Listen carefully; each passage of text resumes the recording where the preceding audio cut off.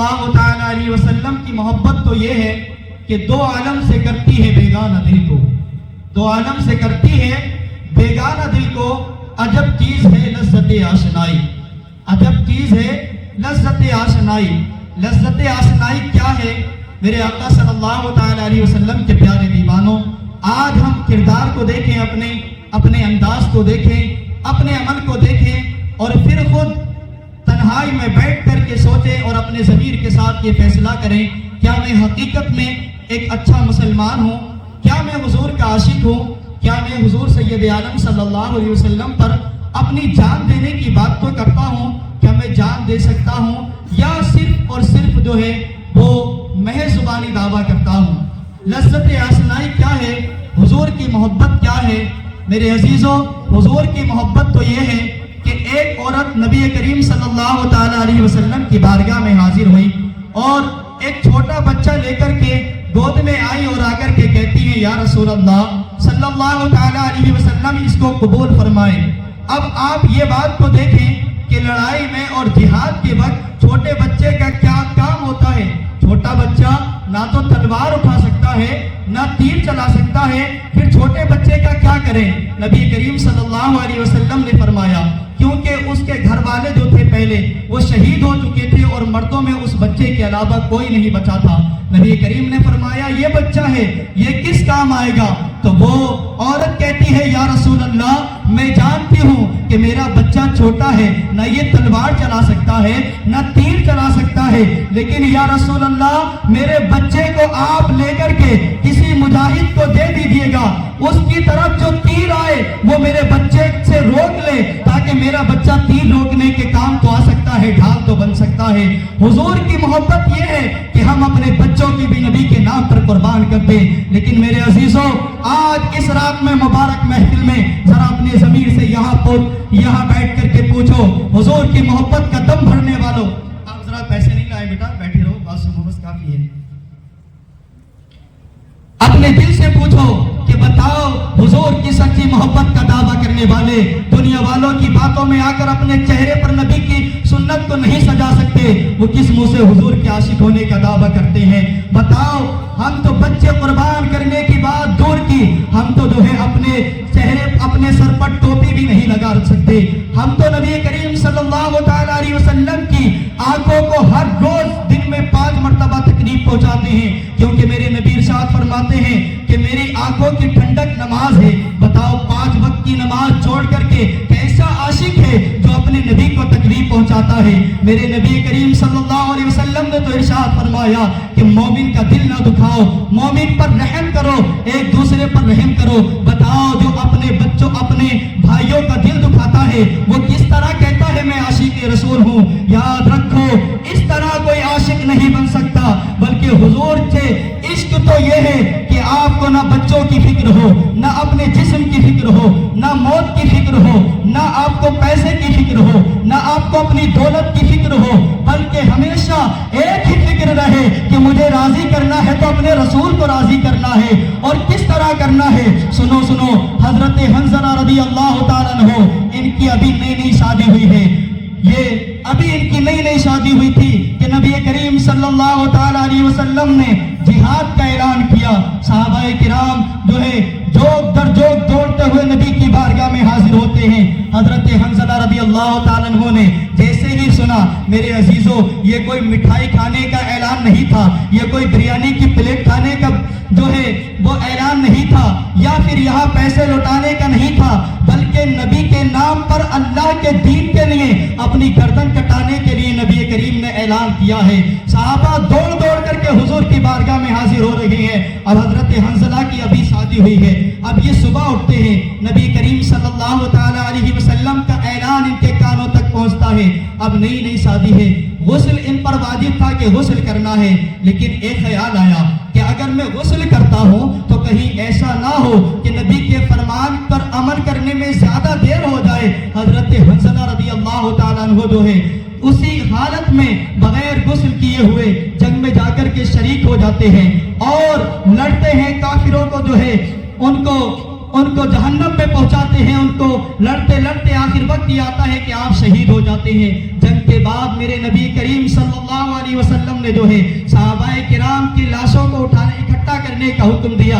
دیکھا کہ حضرت حنظلہ رضی اللہ تعالیٰ عنہ کی لاش وہاں پر موجود نہیں ہے. نبی کریم صلی اللہ علیہ وسلم نے اپنے چشمان مبارک سے دیکھا کہ فرشتے حضرت حنظلہ رضی اللہ تعالیٰ عنہ کو جو ہے آسمان پر لے جا کر کے غسل دے رہے ہیں. میرے عزیزوں، اس واقعے سے صرف دو باتیں ہمیں سمجھنی ہے کہ نبی کا سچا عاشق تو وہ ہوتا ہے کہ نبی کے نام پر یہ نہیں دیکھتا کہ ابھی میری رات شادی ہوئی ہے، ابھی کچھ تو میں نے دنیا دیکھی ہی نہیں ہے، ابھی تو میں نے بیوی کا بھی خیال رکھنا ہے، لمبی زندگی جینی ہے. اس نے یہ نہیں دیکھا بلکہ جا کر کے اپنی جان دے دی. بتاؤ، جو شخص جو ہے اذان کی آواز اس کے کانوں میں آتی رہے، وہ نماز مسجد میں آ کر کے نہ پڑھ سکے، وہ کس طرح کا عاشق رسول ہے؟ بتاؤ، جو شخص اپنی آنکھوں کو بے حیائی سے نہ روک سکے، جو شخص اپنی زبان کو چغلی اور بدی سے نہ روک سکے، جو شخص اپنے قدموں کو گانے باجے اور جو ہے سنیما گھروں میں جانے سے نہ روک سکے، وہ کس طرح کا سچا عاشق رسول ہو سکتا ہے؟ اسی لیے تو کہا ہے کہ بے عمل دل ہو تو جذبات سے کیا ہوتا ہے، دھرتی بنجر ہو تو برسات سے کیا ہوتا ہے. عمل لازمی ہے تکمیل آرزو کے لیے، ورنہ رنگین خیالات سے کیا ہوتا ہے. میں یہی چاہتا ہوں آپ سب سے، ہو سکتا ہے کہ میری اور آپ کی یہ آخری بات ہو سکتا ہے کہ اس کے بعد بھی ہم روبرو ہو، لیکن میرے عزیزوں، اس رات میں آپ سے یہ چاہتا ہوں کہ اتنے لمحے ہم یہاں رہے، ہم نے کوشش اور محنت کی کہ ہمارے بھائی جو ہیں وہ رسول اللہ کے سچے عاشق بن جائیں. یاد رکھنا، کامیاب وہی شخص ہے جس نے حضور کی محبت کو اپنے دل میں وسا لیا ہے. کیوں؟ محمد کی محبت دین حق کی شرط اول ہے، اگر اسی میں ہو خامی تو سب کچھ نامکمل ہے. اس لیے ہمیں اپنے نبی سے محبت کرنی ہے، اور جو نبی کا عاشق ہوگا وہ کبھی بے نمازی نہیں ہو سکتا. جو نبی کا عاشق ہوگا وہ کبھی حضور کی سنت کو کٹا کر نالیوں میں نہیں بہا سکتا. جو نبی کا عاشق ہوگا وہ کبھی بے حیائی کی طرف نہیں جا سکتا. جو نبی کا عاشق ہوگا وہ کبھی بھی اپنی راتوں کو گناہوں میں نہیں گزار سکتا، بلکہ وہ ہمیشہ یہی بات کہے گا، میں سو جاؤں یا مصطفیٰ کہتے کہتے، کھلے آنکھ صلی اعلیٰ کہتے کہتے. وہ ہمیشہ یہ کہے گا کہ کھلے آنکھ صلی اعلیٰ کہتے کہتے. حضور سے محبت تو یہ ہے، ہم خوب کہتے رہے، خوب مچلتے رہے، خوب ہاتھوں کو اٹھا کر کے نعرے لگاتے رہے، حضور آپ کو دیکھنا چاہتا ہوں. کیا؟ حضور آپ کو دیکھنا چاہتا ہوں. ان آنکھوں سے، ان آنکھوں سے جو آنکھیں زنا کے مناظر دیکھتی رہیں، ان آنکھوں سے رسول اللہ کی زیارت کریں گے.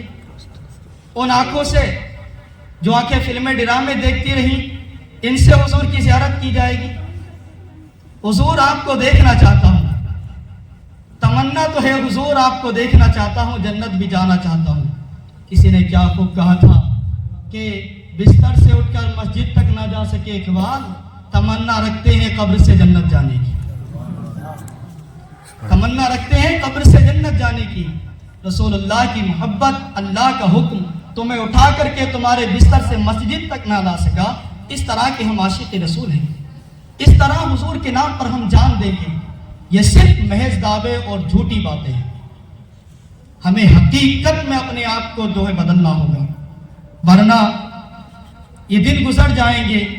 ہم چاہے دولت اکٹھے کرنے میں لگے رہیں، چاہے ہم جو ہے اپنے آپ کو چمکانے میں لگے رہیں، لیکن خدا کی قسم اللہ کے گھر میں کھڑے ہو کر کے یہ بات میں سچ کہہ رہا ہوں کہ جس نے بھی اسلام سے ہٹ کر کے عزت تلاش کی ہے وہ دنیا میں ذلیل و خوار ہوا ہے. جس نے بھی اپنے نام کو چاہا ہے دین کو استعمال کر کے وہ ذلیل و خوار ہوا ہے. مطلب عزت صرف اسلام میں ہے. بتاؤ، اسلامی لباس کو چھوڑ کر کے ہم کہاں عزت تلاش کر رہے ہیں؟ وہ ٹی وی پر ناچنے گانے والوں کے آدھے لباس پہن کر کے وہاں ہم اپنی عزت کو تلاش کر رہے ہیں. ہم کہاں عزت تلاش کر رہے ہیں؟ ہم جو ہے اللہ کے دین کو چھوڑ کر کے ان لوگوں کی پیروی کرنا چاہتے ہیں جن کو استنجا کرنے کا طریقہ نہیں ہے، جن کو کھانے کی تمیز نہیں، جن کو کپڑا پہننے کی تمیز نہیں، جن کو استنجا کرنے کی تمیز نہیں. ہم ان سے دین سیکھنا چاہتے ہیں اور ان کو اپنا آئیڈیل بنانا چاہتے ہیں. یاد رکھو ہمارے لیے سب سے بہترین اگر کوئی آئیڈیل ہے تو رسول خدا کی ذات ہے. بے شک ہمیں جو کردار اپنانا ہے، جس کے انداز کو اپنانا ہے، وہ رسول اللہ کی ذات ہے. لقد کان لکم فی رسول اللہ اسوۃ حسنہ، تمہارے لیے رسول کی ذات بہترین نمونہ ہے. ہمیں کس طرح بات کرنی ہے، کس طرح چلنا ہے، کس طرح لوگوں کے ساتھ تعلقات رکھنے ہیں، ہمیں کس طرح جو ہے بڑوں کے ساتھ تعلقات رکھنے ہیں، ہمیں کس طرح دنیا میں جینا ہے، یہ ہم کسی ناچنے گانے والے سے نہیں، کسی فاسق اور فاجر سے نہیں، ہمیں سیکھنا ہے تو وہ محمد عربی صلی اللہ علیہ وسلم سے سیکھنا. اگر کھانے کا طریقہ دنیا کو عطا کیا ہے تو وہ رسول اللہ نے عطا کیا ہے کہ سیدھے ہاتھ سے کھاؤ بائیں ہاتھ سے. یعنی کہ اس سے پتہ چلتا ہے، حضور نے فرمایا نا کہ دائیں ہاتھ سے کھانا کھاؤ. پتہ یہ چلتا ہے کہ اس سے پہلے لوگوں کو پتہ ہی نہیں تھا کہ دائیں ہاتھ سے کھانا ہے، کس طرح کھانا ہے. حضور نے کہا، یہ فرمایا گیا کہ کھانا جو ہے اپنی سائڈ سے کھاؤ. تو مطلب یہ ہے کہ لوگوں کو پہلے یہ بھی پتہ نہیں تھا کہ کھانا کہاں سے ہے. لباس پہننے کا طریقہ حضور نے بتایا، چلنے کا حضور نے بتایا.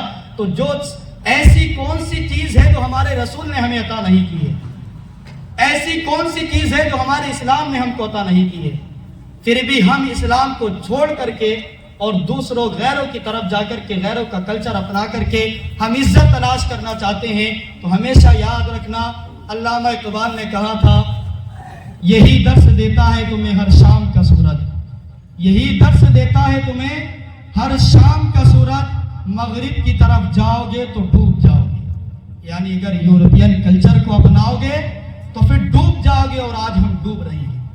کیسے ڈوبے؟ ہمیں مدرسے اور اسکولوں کو الگ کر دیا گیا. کہا گیا یا تو بچہ دین سیکھے گا یا دنیا سیکھے گا. جبکہ پہلے ہوتا یہ تھا کہ دین اور دنیا ایک ہی جگہ پڑھائی جاتی تھی، لیکن لبرل لوگوں نے دین اور دنیا کو الگ کر دیا کہ جو دیندار ہوگا اسے دنیاوی اعتبار سے کچھ حاصل نہیں ہوگا، اور جو دنیاوی اعتبار میں کچھ آگے بڑھے گا تو وہ دین سے بالکل پھر جائے گا. آج ہمارے معاشرے میں یہی پایا جاتا ہے. غیر اگر چند کتابیں پڑھ لیں تو وہ بڑے اچھے بن جاتے ہیں اپنے سماج کے لیے، لیکن ہمارا مطلب یہ ہے کہ ہم اگر تھوڑی سی دنیاوی تعلیم حاصل کر لیں تو ہم علم اور علماء سے دور ہو جاتے ہیں. پھر ہمیں ضرورت نہیں ہے کہ ہمیں رسول اللہ کی سنتیں سیکھنی ہے، پھر ہمیں ضرورت نہیں ہے کہ قرآن و حدیث کو ہمیں سمجھنا ہے، بلکہ پھر تو ہم اپنی عقل کے مطابق فیصلے کرتے ہیں. اور جب انسان اپنی عقل کے مطابق فیصلے کرتا ہے تو پھر دنیا میں ذلیل ہوتا ہے. میرے عزیزوں، اسی لیے آج یہ عہد کر لیں کہ ہمیں جو اپنی زندگی جینی ہے وہ دنیا کی رنگ ریلیوں میں نہیں جینی، بلکہ رسول اللہ کے لیے جینی ہے. بہت زندگی جی لی. حضرت علامہ خادم حسین رضوی رحمۃ اللہ تعالی علیہ فرمایا کرتے تھے، کہتے تھے نہ جانے کتنی صدیوں تک مٹی کے نیچے دفن رہنا ہے، قبروں میں پڑے رہنا ہے. نہ جانے کتنی صدیوں تک، کیا معلوم قیامت کب آئے. قیامت کا علم ہم میں سے کسی کو نہیں ہے. یہ بات ضرور ہے کہ قیامت آئے گی، لیکن کب آئے گی یہ پتہ نہیں ہے. اس کی نشانیاں بیان کی گئی. تو فرماتے نہ جانے کتنی صدیاں، کتنے ہزار سال ہم کو زمین کے نیچے پڑے رہنا ہے. آج اگر زندہ ہو تو اپنے نبی سے وفا کرتے چلے جاؤ. آج اگر زندہ ہو تو عبادت کر لو. آج اگر زندہ ہو تو اپنے گناہوں سے توبہ کر لو. آج اگر زندہ ہو تو نماز ادا کر لو. آج اگر زندہ ہے تو لوگوں کا دل دکھانا چھوڑ دو. آج اگر زندہ ہو تو اپنے چہروں پر داڑیاں سجاؤ، کیونکہ یہ داڑھی سجانا کسی ایرا غیرہ کا نہیں، رسول پاک صلی اللہ علیہ وسلم کی سنت ہے. لوگ کہتے ہیں کہ چہرے سے داڑھی سے چہرہ خراب ہوتا ہے.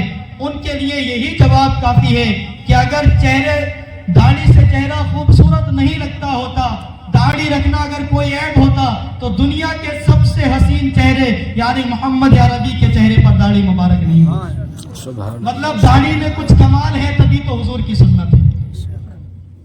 داڑھی میں کچھ کمال ہے تبھی تو حضور کی سنت ہے.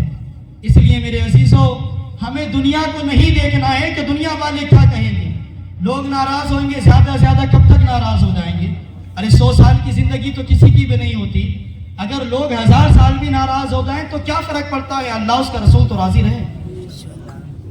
اس کے در پہ اس کے در پہ اس کو یاد کرنا، اس کو یاد کرنا، اس سے ہمیں کیا لینا دینا؟ کیوں کسی اور کی جانب دیکھیں کیوں اور کسی طرف ہم جائیں. اپنا تو گنبد خضرا سب کچھ کل بھی تھا اور آج بھی ہے. میرے نبی سے میرا رشتہ کل بھی تھا اور آج بھی ہے.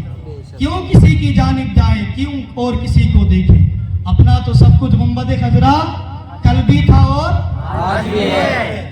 تو کیا ضرورت پڑی ہے ہم کہ ادھر بھاگیں ادھر بھاگیں. کہیں بھاگنے کی ضرورت نہیں ہے. بس رسول پاک فخر موجودات صلی اللہ تعالیٰ علیہ وسلم کے طریقے کو اپنا لیں اور سچے مسلمان بن جائیں. اسی میں ہماری کامیابی ہے. ایک بات سمجھ لیں, کیا معلوم لوگ کب تک ناراض رہیں گے؟ سال 2 سال 4 سال زندگی پر ناراض رہیں, کیا فرق پڑتا ہے؟ کسی نے کیا خوب کہا ہے, مانگ لوں تجھ سے تجھی کو کہ مل جائے سبھی کچھ. مانگ لوں تجھ سے تجھی کو کہ مل جائے سب کچھ. 100 سوالوں سے یہی ایک سوال اچھا ہے. بھائی انسان اگر دین کو چھوڑ کر اپنے رب کو چھوڑ کر جائے گا تو کہیں کہے گا پیسہ مل جائے, کہیں کہے گا عزت مل جائے, کہیں چاہے گا کہ میرا نام ہو جائے, کہیں چاہے گا کہ میں فرعون برکن کی زندگی گزاروں. کوئی دولت شہرت فرعون نمرود کے پاس قارون کے پاس تو بہت تھی, لیکن اگر ہم مسلمان ہیں تو ہمارا یہ یقین ہے کہ عزت دینے والی ذات کس کی ہے؟ اللہ کی. اللہ کی ہے. رزق دینے والی ذات اللہ کی ہے. دولت دینے والی ذات اللہ, زندگی دینے والی ذات اللہ, موت دینے والی ذات اللہ کی ہے. تو پھر کسی نے کیا ہی خوب کہا ہے, مانگ لوں تجھ سے تجھی کو. ضرورت نہیں ہے کہ ہم آج کی رات مصلی پر بیٹھ کر اور سجدے میں سر رکھ کر کے کہیں اللہ مجھے دولت دے دے, دنیا میں شہرت دے دے. نہیں, کسی چیز کی ضرورت نہیں ہے. بس یہ کہیں یا رب مجھ سے راضی ہو جا, تیرا رسول مجھ سے راضی ہو جا. اللہ راضی ہو جائے گا تو عزت دولت شہرت کائنات کا مالک وہ ہے, اور جب وہ راضی ہو جائے گا تو سب کچھ ہی تمہارا ہو جائے گا. مانگ لو تجھ سے تجھی کو کہ مل جائے سبھی کچھ. 100 سوالوں سے یہی ایک سوال اچھا ہے. سبحان اللہ سبحان اللہ. بتاؤ, یقین سے اپنے دل سے پوچھو کہ ساری زندگی دعا کرتے رہے اللہ اولاد کو اچھا بنا دے, اللہ دولت دے دے, اللہ بیماری سے شفا دے دے, اللہ لوگوں میں میری عزت کی لاج رکھ لے. کیا آج تک یہ دعا کی ہے یا اللہ اپنے حبیب کی مجھے زیارت کرا دے؟ کیا ضرورت دعا کی ہے یا اللہ دنیا والے ناراض ہیں تو کوئی بات نہیں, میرے مولا تو مجھ سے راضی ہو جا؟ ہم نہیں کرتے. ہم اصل کو چھوڑ کر پھر بھی سجدوں میں بھی اپنے دنیا ہی طلب کرتے ہیں. ہم سجدوں میں بھی اپنے دنیا کو ہی ڈھونڈتے ہیں. کبھی تو اس رب کو تلاش کیا کرو, کبھی تو اس رب کو تلاش کرو. جو اپنے رب کو تلاش کرتا ہے رب اس کو مل ہی جاتا ہے. کبھی تو اللہ کا ذکر کرو, اپنے نام کے پیچھے کبھی نہ بھاگنا کہ میرا نام بڑا ہو جائے گا. اگر نام بھی چاہتے ہو تو فذکرونی اذکرکم واشکرونی ولا تکفرون. اللہ فرماتا ہے تم میرا ذکر کرو میں تمہارا چرچا کروں گا. تم میرا ذکر کرو میں تمہارا چرچا کروں گا. دیکھیں کتنے بادشاہ ہندوستان کی سرزمین پر آئے لیکن نام و نشان مٹ گئے, مگر خواجہ ہند کا نام اب تک کیوں زندہ ہے؟ کیا وہ سلطان وقت تھے دنیاوی اعتبار سے؟ نہیں, وہ رسول اللہ کے در کا ایک فقیر تھا. مگر حضور سے وفا کی تو آج سارے ہندوستان کے لوگ اس گلی کے چکر اس لیے نہیں لگاتے کہ وہ کوئی بڑی دولت اور ثروت رکھنے والے لوگ تھے, بلکہ اس لیے لگاتے ہیں کہ اس نے اپنے نبی سے وفا کی ہے. کیوں؟ محمد کی محبت دین حق کی شرط اول ہے, گر اسی میں ہو خامی تو سب کچھ نامکمل ہے. کی محمد سے وفا تو نے تو ہم تیرے ہیں, یہ جہاں چیز ہے کیا لوح و قلم تیرے ہیں. جب حضور ہی ہمارے ہیں اور حضور سے ہم محبت کریں تو پھر ہمارا دنیا اور آخرت میں بیڑا پار ہے. اس لیے کسی ایرا غیرہ نتھو خیرہ کے عاشق بننے کی ضرورت نہیں ہے. ہمارے نوجوان کافی تعداد میں موجود ہیں. ہماری راتیں بھی اگر تہجد میں گزرتی ہیں تو تہجد میں بھی ہم کیا کرتے ہیں, اپنی ناپاک محبتوں کو تہجد تک لے آتے ہیں. یہی تو ہوتا ہے, ناپاک ریلیشن کو ہم تہجد تک لے آتے ہیں. یا اللہ مجھے یہ عطا کر. بھائی کیا ضرورت پڑی ہے تمہیں؟ تمہارے رب نے تمہارے حصے کا رزق, اور رزق میں تمہاری اولاد اور سب کچھ آتا ہے. جو کچھ تمہیں ملا اللہ نے تمہارے مقدر میں لکھ دیا ہے. جو تمہارے نصیب میں ہے وہ مل کر کے رہے گا. رسول اللہ صلی اللہ علیہ وسلم ارشاد فرماتے ہیں کوئی شخص اس وقت تک نہیں مر سکتا جب تک کہ اس کے حصے کا رزق اس کو مل نہیں جائے. تو پھر حرام کی طرف بڑھنے کی ہمیں کیا ضرورت ہے؟ ایسی کون سی چیز ہے جو ہمارے دین نے، ہمارے رسول نے، ہمارے رب نے ہم کو عطا نہیں کی ہے؟ کیا یہ کم بات ہے کہ دنیا میں کتنے مذہب ہیں، کتنے لوگ ہیں، کوئی گھاس کو، کوئی گوبر کو، کوئی گاڑیوں کو، کوئی ایسی چیزوں کو پوجتے ہیں اپنے ہاتھوں سے بنا کر کے۔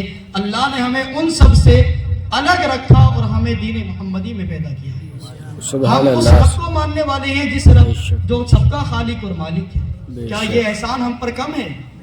کیا اس سے بڑا اور کچھ ہمیں کچھ چاہیے کہ جس نبی کی امت میں پیدا ہونے کے لیے انبیاء دعا کرتے رہے، اس رسول کی امت میں ہم کو پیدا کر دیا گیا؟ کیا یہ ہمارے لیے کم بات ہے کہ اور لوگ اگر 1000 سال تک عبادت کرتے رہیں تو انہیں وہ ثواب ملے، اور تم ایک لیلۃ القدر میں عبادت کرو تو تمہیں 1000 راتوں کا ثواب مل جائے؟